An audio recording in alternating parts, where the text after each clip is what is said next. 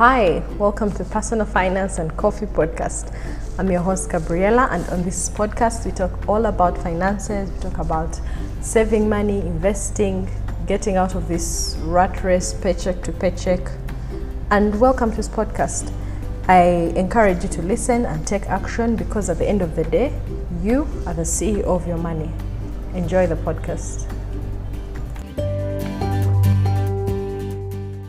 Welcome. This cash envelope system is a way to manage your money in the day-to-day transactions. It helps in countering overspending and creates more awareness. How does it work? You get envelopes, you label the envelopes. So you can have an envelope for transport, you can have an envelope for meals, and then you'll have an envelope for maybe for children's activities. You can have an envelope for miscellaneous. You have an envelope for food at home. Those are examples of envelopes. So at the beginning of each week or at the beginning of each month, you say, this week, I'm going to spend a certain amount on transport, a certain amount on food, a certain amount on home items. And then at the beginning of the week, you put that money in an envelope and you keep spending from that specific envelope. So towards the end of the week, if the money gets done, the idea is that you don't spend any more on that item. You intentionally decide to pick from another envelope. You can say, my money for home items is done, but I have some money under transport. That is how. And this system works usually when we all use cash, primarily in our economy right now. Most of us use cash. We're not yet at the level of abroad where, and those who use Momo Pay, it's now becoming a bit easier. If you have a card and you go to the supermarket and the petrol station, those are areas where you find that you're not using hard cash. So this cash envelope system helps when you to stay within the budget. You find that you're spending more or you're losing track of how much you had decided to spend and you're ending up spending more than you had planned. That is when this system is helpful. And there are different ways of using it. Some people use physical cash.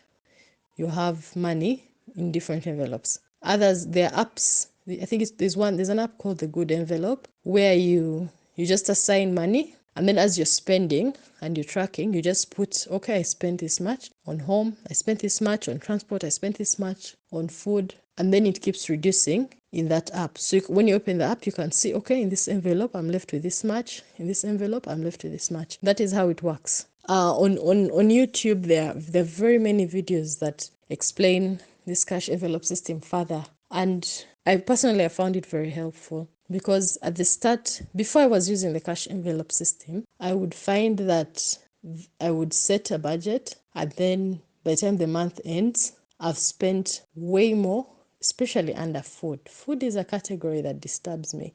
Food and household items, it's a bit tricky. Sometimes you find that maybe you've bought food in bulk, and then so this month you spent a little less. You spent more to buy the bulk, and then the next month maybe you're not spending as much. So having that, it was a bit disturbing. So I started using the cash envelope system.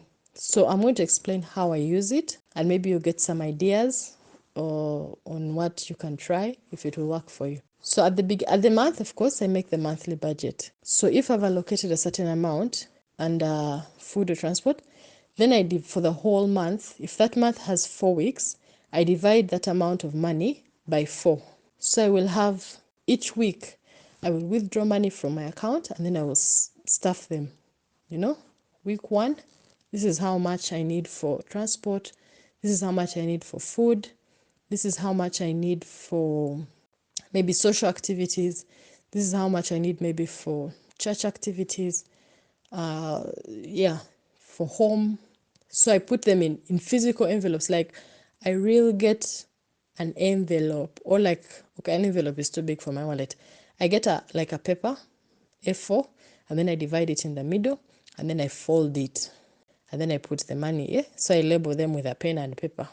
Home, food, transport, And then so I go to the bank and then I get change, because you just go to the bank and they give you change so that you don't have large denominations and then it gets confusing. So I keep picking.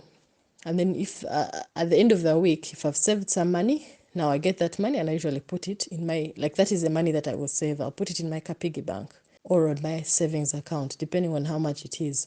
And then I'll do the same for the next week.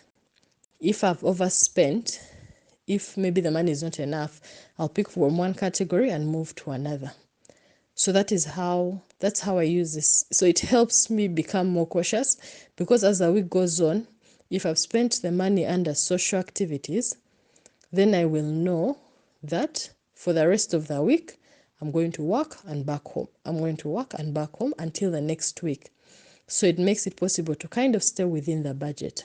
Now, this is something that I'm not yet perfect at, because there are times when maybe that at the start of that week or that month, I don't have money, and so I don't do that envelope system.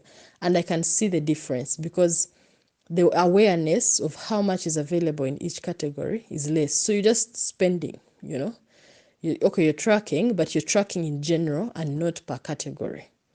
So if you find yourself in a position of, I would like to stick to a certain amount of money in a specific category, or you just don't want to find that at the end of the month, you don't have transport and you have to borrow to get to work, this system comes in handy. So something else about the cash envelope system that I have observed.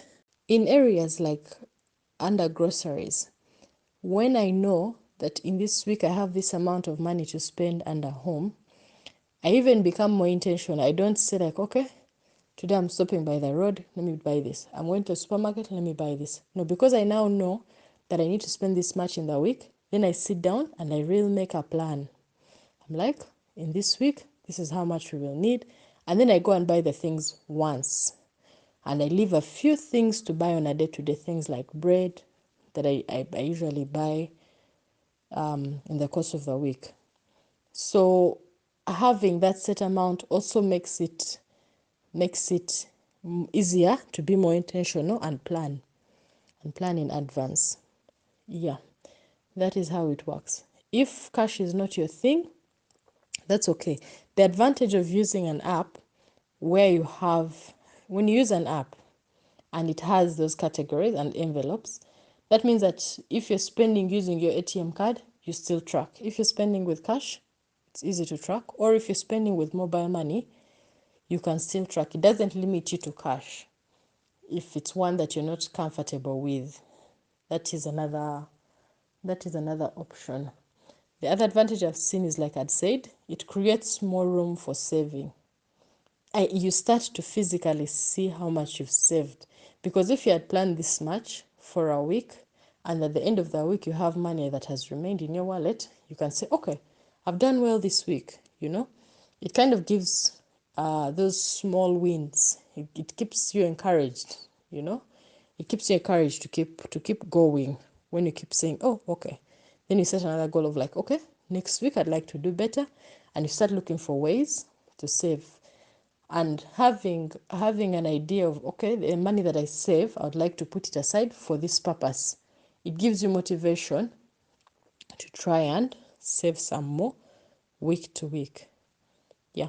And this is basically how the cash envelope system works. If you've not heard about it before, I would encourage you to check YouTube. What I'm telling you is just a summarized version of what it really is about, and I'm sure there's so much more information. I just hope this podcast has introduced the idea.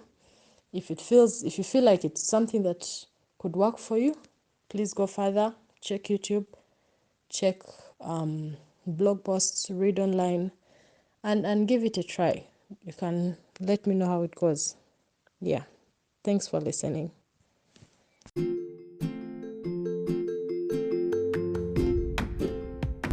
Thanks for listening to the end of this podcast. I hope you found value. I hope you took actionable points, and I encourage you to do something. Even though it seems little to you, just do something today after you listen to this, because the longer it takes, the less likely you are to take action. If If you found value in this podcast, please subscribe to the channel so that you don't miss upcoming episodes, and share with your loved ones. Have a nice day.